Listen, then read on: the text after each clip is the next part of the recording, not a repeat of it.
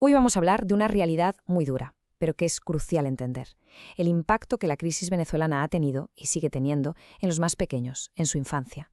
Vamos a analizar cómo se ha hipotecado, literalmente, el futuro de toda una nación. Y es que esta idea es la base de todo. Lo que pasa en los primeros años de vida de una persona no solo la define a ella, sino que, es que construye los cimientos del futuro de un país entero. Si esa etapa se daña, las consecuencias se arrastran durante generaciones. Para entender de verdad la dimensión de lo que está pasando, es fundamental ver el antes y el después.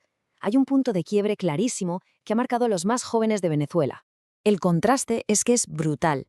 Pasamos de una época financiada por el boom del petróleo, donde había programas sociales, una especie de red de seguridad, a una emergencia humanitaria en la que esa red simplemente se ha desintegrado. Y este cambio tan radical es la clave para entender por qué hablamos de una generación tan vulnerable. A ver, el primer golpe, y el más devastador, es la falta de comida.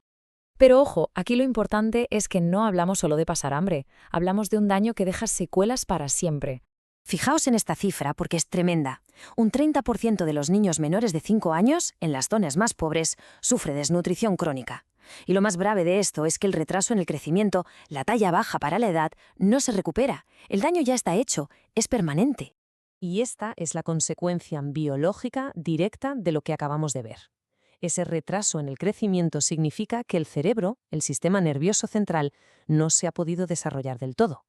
Es una herida invisible que va a acompañar a estos niños toda su vida, limitando su capacidad para aprender y, en definitiva, todo su potencial. Y uno se pregunta, ¿cómo se ha podido llegar a esto? Pues por dos motivos principales. Por un lado, la dieta de las familias se convirtió en una dieta de pura supervivencia, casi solo carbohidratos. Y por otro, sistemas que eran clave, como el programa de alimentación en las escuelas, que garantizaba al menos una comida decente al día, pues quedaron desmantelados. De hecho, en el análisis se usa un término que es muy potente, la microfísica del hambre. Es la idea de cómo una crisis, algo que parece abstracto, algo político y económico, se convierte en un daño físico, real en el cuerpo de un niño. Le está robando literalmente su futuro biológico y social. Pero el problema no es solo la comida, ni mucho menos. El colapso también se llevó por delante otro pilar fundamental para proteger a la infancia, la sanidad pública.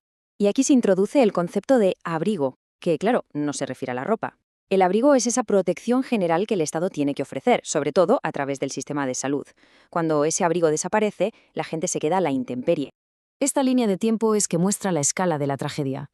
En menos de 10 años, la mortalidad infantil subió un 40%.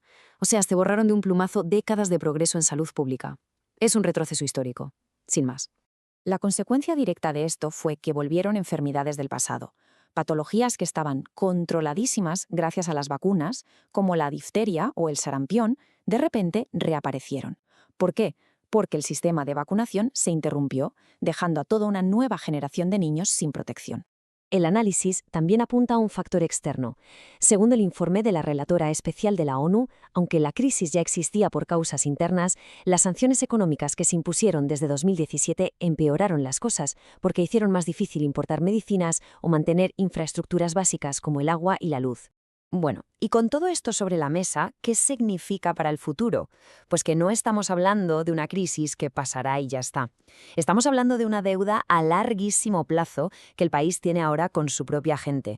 A los niños que han crecido en medio de todo esto, el estudio les pone un nombre, una etiqueta durísima pero muy descriptiva, la generación del hambre. Y de ahí sale el concepto central de hipoteca social.